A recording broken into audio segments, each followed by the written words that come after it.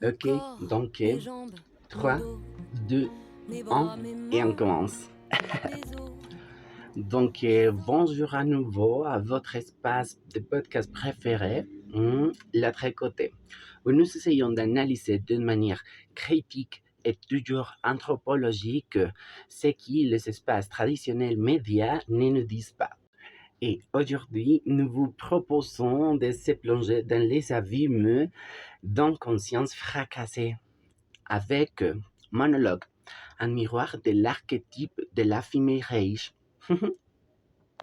Ces derniers temps, on parle beaucoup de la femme riche, cette colère féminine brute qui explose dans les films, les séries et aussi dans les chansons. On la voit, on l'entend. Elle est devenue un emblème de puissance, un slogan presque marketé. Mais cette rage, elle ne date pas d'hier. Elle n'a pas attendu les réseaux sociaux pour exister. Elle a toujours été là, tapie dans l'ombre, étouffée par les convenances. Et elle a trouvé l'un de ses portails les plus bouleversants dans la littérature bien avant les écrans, dans Monologue de Simone de Beauvoir. Aujourd'hui, nous ne parlerons pas d'un simple récit, mais d'un reflet, un miroir tendu vers les visages grimaçants d'une rage qui, faute de pouvoir, brise le système. Faute de trouver un exutoire collectif, se retourne contre celle qui la porte dans son silence assourdissant. Partie 1. Muriel, la protagoniste qui le monde a oublié. Pour comprendre cet archétype, il faut rencontrer Muriel. Donc, oublier les héroïnes vengereuses et triomphantes. Parce que Muriel, de 43 ans, c'est l'anti-héroïne par excellence. Nous la retrouvons en 30 ans décembre, seule dans l'appartement froid qui est le dernier cercle de son enfer personnel.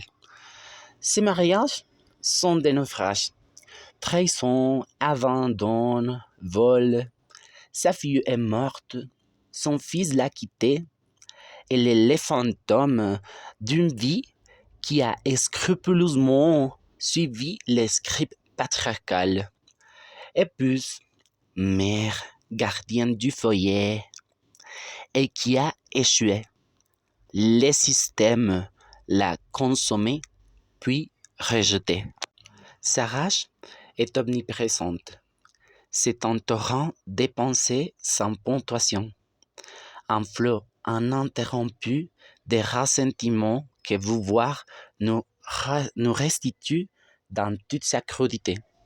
C'est la femelle rage dans sa forme la plus organique, avant tout filtre. Donc, contrairement à la femelle rage contemporaine, souvent tournée vers l'extérieur pour se libérer et conquérir, la sienne est une rage impulsive. Elle ne la même pas à la révolte contre les institutions du mariage ou de la maternité, mais à l'autodestruction.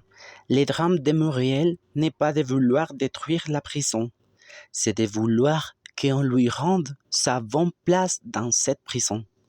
C'est la colère ultime des seuls à qui on a promis un paradis en échange de sa soumission et à qui on a offert un enfer. Sa rage est le symptôme d'une croyance brisée. Partie 2. La colère féminine, cause ou conséquence. Donc, à partir de tout ce qu'on a déjà parlé, on pourrait se demander, la rage de Muriel est-elle la cause de son malheur ou la conséquence ultime de son conditionnement? En observant les multiples visages de sa colère, la réponse devient claire. Premièrement, le dégoût physique, le dégoût de la saleté, de ce qu'elle nomme la fraternité de la merde. Ce n'est pas qu'un caprice, c'est une manifestation corporelle, viscérale de son rejet d'un monde qui l'a souillé, qui l'a réduite à un état qui est l'aveur. Sa rage est d'avoir une nausée existentielle. Et deuxièmement, et sûrement les plus profondes, la désillusion existentielle. Beauvoir, un philosophe existentialiste, capture les moments précis où Muriel réalise l'absurdité d'une vie à laquelle on a retiré les sens qu'on lui avait imposés. Elle se retrouve face au vide, face à une liberté pure qui lui fait horreur. Et sa réponse n'est pas un cri de ralliement, c'est un rejet total, un crachat à la face du monde.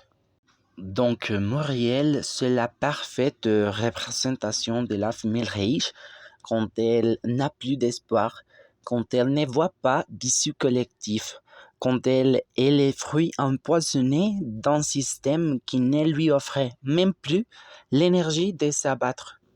Sa rage n'est pas la source d'un problème et l'ultime conséquence est le produit final d'une machine à briser les femmes. Partie 3. De la colère individuelle au deuil collectif. La sororité comme la réponse. Et ici, ce que le récit de Beauvoir rejoint une dimension cruciale de l'anthropologie du genre, la question du collectif.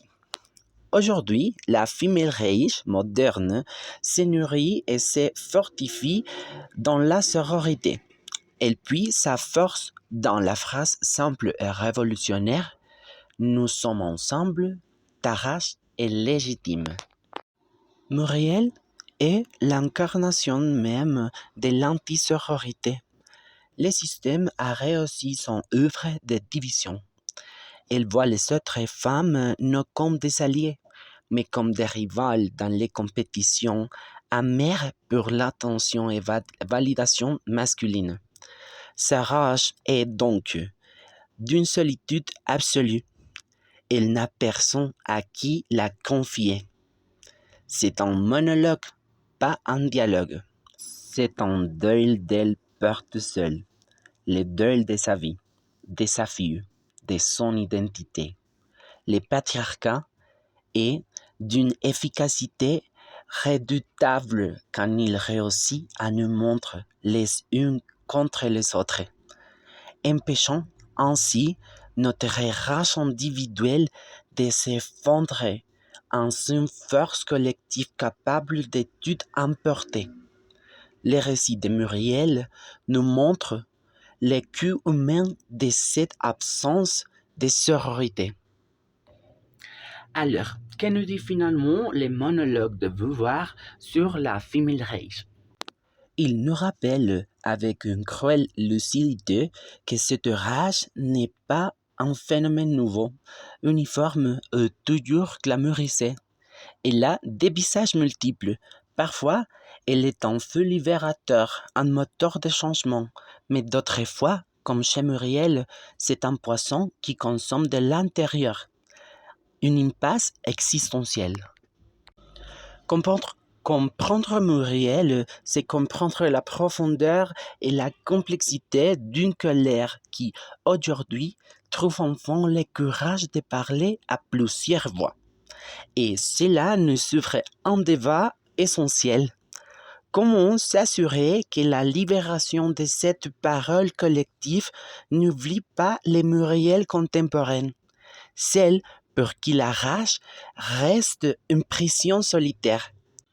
Comment transformer un monologue en un cœur qui non seulement libère la parole, mais brise aussi les structures qui l'ont engendrée?